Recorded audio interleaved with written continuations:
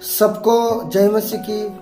आज के मनन के लिए परमेश्वर का वचन यशायाह उसका 58 अध्याय उसका 11 वचन यहाँ पर लिखा हुआ है। और यहोवा तुझे लगातार लिए चलेगा और काल के समय में तुझे तृप्त और तेरी हड्डियों को हरी भरी करेगा और तू सिंची हुई बारी और ऐसे सोते के समान होगा जिसका जल कभी नहीं सूखता। मेरे परमेश्वर के लोगों की है, पवित्र शास्त्र कहता है परमेश्वर आपको और मुझे लगातार लिए चलना चाहता है।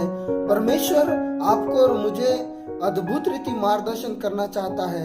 हम कहाँ फेल हो जाते हैं वो ये है कि हम अपनी समझ का सहारा लेते हैं, अपनी समझ से चलते हैं, अपनी बुद्धि से चलते हैं, अपने विचार से चलते हैं। और जहाँ पर आपका और मेरा विचार कार्य करता है वहां पर परमेश्वर कार्य नहीं करता। मेरे प्यारों, आज आपको चाहते हैं, हम चाहते हैं कि परमेश्वर आपके और मेरे जीवन में कार्य करे, आप और परमेश्वर आपको और मुझे अच्छी रीति से मार्गदर्शन करे।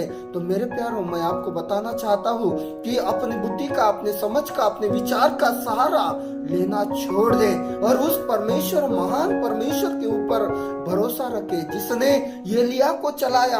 उस अकाल के समय में परमेश्वर को मालूम था कि कहाँ खाना मिलने वाला है और उस सारपत नगर की विधवा के घर में परमेश्वर ने भेजा जहाँ पर उसे खाना मिला, उसे पानी मिला। वहां के बाद में जब खत्म, सब कुछ खत्म हो गया, उसके बाद में परमेश्वर को बोलता है उस झील के पास जा। हम देखते हैं कि उस झील के पास परमेश्वर ने उसको भेजा जहां पर उसे पानी मिल रहा था और कौवा उसको खाना लाके दे रहा था।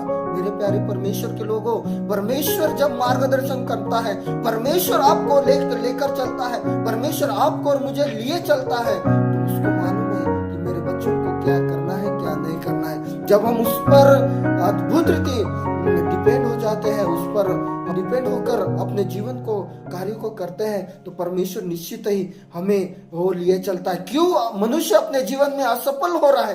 क्योंकि परमेश्वर के मार्गदर्शन के अनुसार वो चल नहीं पा रहा है, अपने बुद्धि के अनुसार चल रहे करके वहां पर आप और मैं फेल हो जा रहे। आप चाहते हैं परमेश्वर आपको और मुझे लिए चले, वो हर कार्यों में आपको और मुझे बढ़ाए, तो परमेश्वर, मेरे प्यारों, परमेश्वर आपको और मुझे लिए चलना चाहता है, उसके मार्गदर्शन के अनुसार चले।